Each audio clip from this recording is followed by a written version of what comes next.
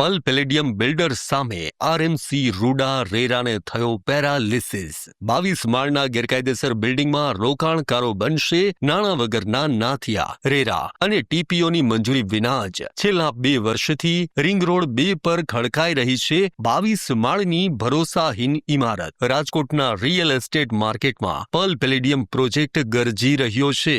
રાજકોટ મહાનગરપાલિકા રૂડા સહિત રેરાના અધિકારીઓની ઘોર બેદરકારી અને ભ્રષ્ટ નીતિના કારણે સામાન્ય નાગરિકોની જીવનભરની મૂડી આજે જોખમમાં મુકાઈ ગઈ છે. સત્વ અને નેક્સસ પ્રોજેક્ટનો વિવાદ હજુ શાંત થયો નથી, ત્યાં તો મુંજકાના રિંગ રોડ 2 પરનો પલ પેલેડિયમ નામનો વધુ એક મહાકાય રેસિડેન્શિયલ પ્રોજેક્ટ સંપૂર્ણપણે ગેરકાયદે હોવાનું સનસનીખેજ સત્ય સામે આવ્યું છે. આ પ્રોજેક્ટમાં બિલ્ડરે રેરાના કડક નિયમોની સંપૂર્ણ અવગણના કરીને રેરા રજિસ્ટ્રેશન મેળવ્યા વિના જ 22 માળના પ્રોજેક્ટનું ધડાધડ બાંધકામ શરૂ કરી દીધું. નિયમ મુજબ રેરાની મંજૂરી વિના જાહેરાત કે બુકિંગ ન કરી શકાય. આમ છતાં છેલ્લા 2 વર્ષથી અહીં પ્રોજેક્ટનું માર્કેટિંગ કરી ગ્રાહકો પાસેથી બેફામ રોકડ રકમો ઉઘરાવવામાં આવી છે. આ પ્રોજેક્ટમાં માત્ર રેરા જ નહીં પરંતુ રાજકોટની સ્થાનિક ટાઉન પ્લાનિંગ ઓથોરિટીની પણ કોઈ મંજૂરી નથી લેવામાં આવી.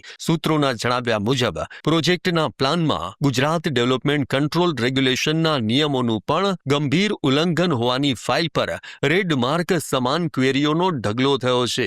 જો છેલ્લા 2 વર્ષથી રિંગ રોડ 2 જેવા મુખ્ય વિસ્તારમાં 22 માળનું આટલું મોટું ગેરકાયદેસર બાંધકામ ચાલી રહ્યું હોય અને કેટલાય પરિવારો પાસેથી કરોડો રૂપિયા લઈને બુકિંગ થઈ રહ્યું હોય તો જવાબદાર તંત્રના અધિકારીઓ આ ગેરકાયદેસર પ્રવૃત્તિ સામે આંખ આડા કાન કેમ કરતા રહ્યા? શું અધિકારીઓને આ બુકિંગ કરાવનારા પરિવારના પૈસા ફસાશે તેની જરા પણ ચિંતા નથી કે પછી કોઈ મોટા ગજાના રાજકારણીઓ દ્વારા અધિકારીઓને આંખ આડા કાન કરવાની સૂચના આપવામાં આવી છે?